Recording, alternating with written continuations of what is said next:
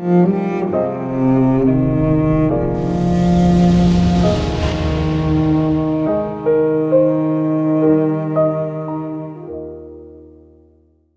मई बाल दिवस है और 8 मई हमारे माता पिता के प्रेम और बलिदान को याद करने के लिए माता पिता दिवस है।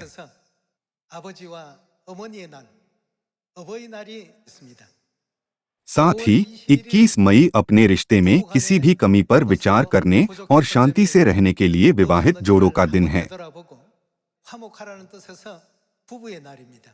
इसलिए मई का महीना हमें परिवार के बारे में सोचने के लिए प्रोत्साहित करता है। यह महत्वपूर्ण है कि हम अपने भौतिक परिवारों के बारे में सोचें, लेकिन क्या हमें अपने आत्मिक परिवार पर भी विचार नहीं करना चाहिए? पितामाता दिवस पर बच्चे अपने माता पिता के प्रेम और बलिदान पर विचार करते हुए सोचते हैं, मैं अपने माता पिता के अनुग्रह को कैसे चुका सकता हूँ? माता पिता दिवस मनाने का यही कारण है। उसी तरह हमें पिता परमेश्वर और माता परमेश्वर के अनुग्रह को कभी नहीं भूलना चाहिए। जब मैं माता पिता दिवस के बारे में सोचता हूँ, तो एक छोटी सी कहानी मन में आती है। एक माता और उसका बेटा थे। एक दिन माता ने अपने बेटे से कहा, आज मेरे पास एक जरूरी व्यावसायिक काम है, इसलिए कृपया अपने छोटे भाई की देखभाल करना। बेटे ने कहा, मैं ऐसा करूंगा। जब माता वापस आई तो उसने देखा कि उसके बेटे का मुंह चिड़चिड़ाहट से भरा हुआ है। फिर उसने उसे एक कागज का टुकड़ा दिया। नोट में लिखा था, पूरे दिन अपने भाई के साथ खेलना 10, मेरे भाई का डायपर बदलना 10, उसे दूध पिलाना 5। इस तरह उसने कार्यों के लिए एक बिल प्रस्तुत किया और कुल राशि काफी बड़ी थी।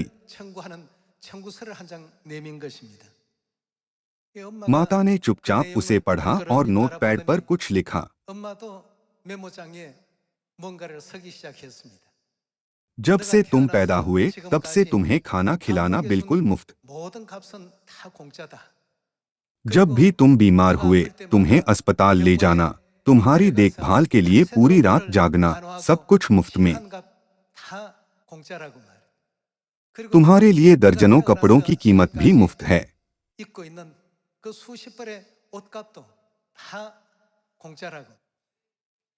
माता ने लिखा, मैंने तुम्हें अब तक जो कुछ भी दिया है वह सब मुफ्त है, बिना किसी कीमत के।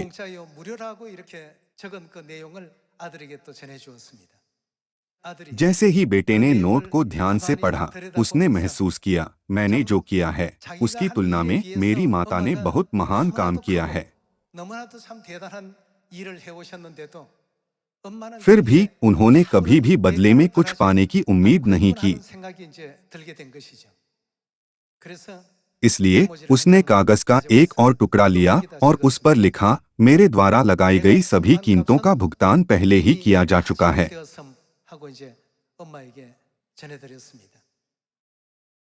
भाइयों और बहनों, हमने जो किया है उसकी तुलना में स्वर्गीय पिता और स्वर्गीय माता का कार्य कितना महान है।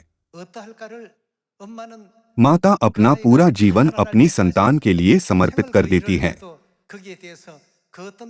फिर भी वह यह कहते हुए किसी भी इनाम की उम्मीद नहीं करती है, जो कुछ मैंने तुम्हें दिया है वह सब मुफ्त है। एक बच्चे के बारे में सोचिए जो गड़बड़ करता है और नींद में बाधा डालता है और जो दूध के लिए रोता है। एक माता ने अपने बच्चों की परवरिश के लिए जो काम किया वह बेटे द्वारा सिर्फ एक दिन के लिए अपने छोटे भाई की देखभाल करने के लिए किए कार्य से अतुलनीय है। फिर भी माता ने कहा, मेरे सभी बलिदान और प्रेम तुम्हारे लिए मुफ्त है।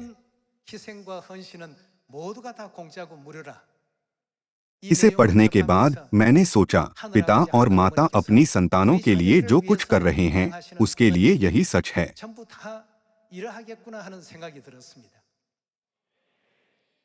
इस वर्ष हम चर्च ऑफ गॉड की 60वीं वर्षगांठ मना रहे हैं। हमें पिता और माता के अनुग्रह को कभी नहीं भूलना चाहिए। उन्होंने पिछले 60 वर्षों में चुपचाप हमारा मार्गदर्शन किया है। जब उनके अनुग्रह की बात आती है तो हम अक्सर क्रूस पर बलिदान के बारे में सोचते हैं,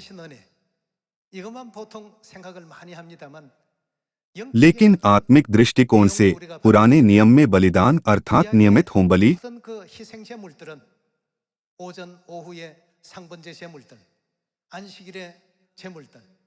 साबत के दिन की भेंटें, साथ ही साथ पर्व की बलि सभी पिता और माता को दर्शाती हैं।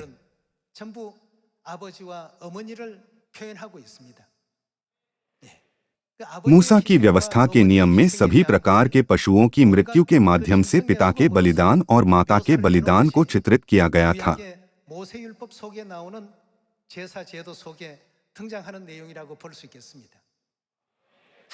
मुझे आशा है कि सभी स्वर्गीय संतानें पिता और माता के अनुग्रह को कभी नहीं भूलेंगी, ताकि हम परमेश्वर की अनुग्रहकारी संतानों के रूप में स्वर्ग में प्रशंसा प्राप्त कर सकें। ऐसे वचन हैं जो पिता ने हमें पृथ्वी पर रहते हुए दिए। यदि आप माता के वचनों को सुनते हैं तो आप सोते समय भी चावल का केक मिलेगा। क्या इसका मतलब यह नहीं है कि यदि हम सब कुछ माता के वचनों के अनुसार करें तो यह सुसमाचार समृद्ध होगा? इसलिए पिता के स्वर्ग में जाने के बाद जब हमने इस सुसमाचार को पूरी दुनिया में फैलाया तो माता के अंतिम बलिदान थे उपवास करना और भोर में प्रार्थना करना।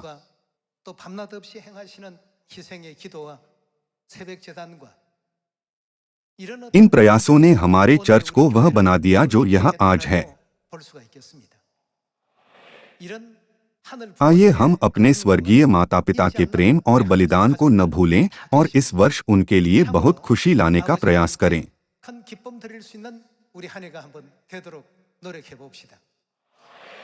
आइए हम लूका अध्याय 15 में एक वचन पर नजर डालें।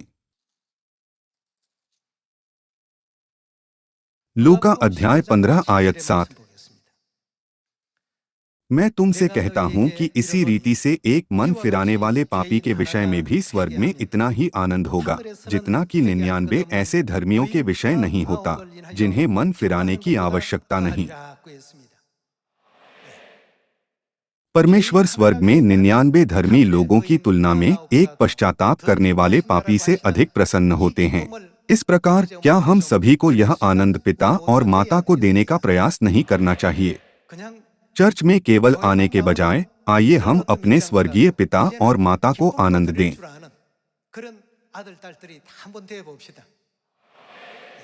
ऐसा करने के लिए आइए हम एक नया संकल्प लें। इस वर्ष मैं निश्चय ही अच्छे फल उत्पन्न करूंगा और परमेश्वर को अनंत आनंद दूंगा। इस संकल्प के साथ सियोन की सभी संतानों को जाग उठना चाहिए।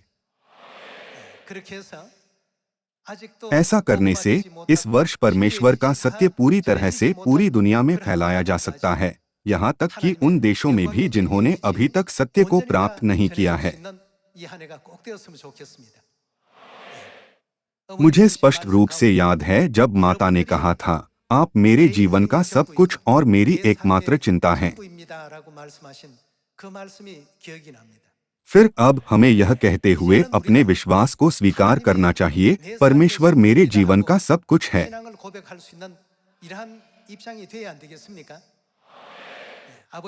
मैं पिता और माता के अनुग्रह के लिए धन्यवाद देता हूँ और ईमानदारी से प्रार्थना करता हूँ कि पिता परमेश्वर और माता परमेश्वर शीघ्र ही संसार से प्रशंसा प्राप्त करें।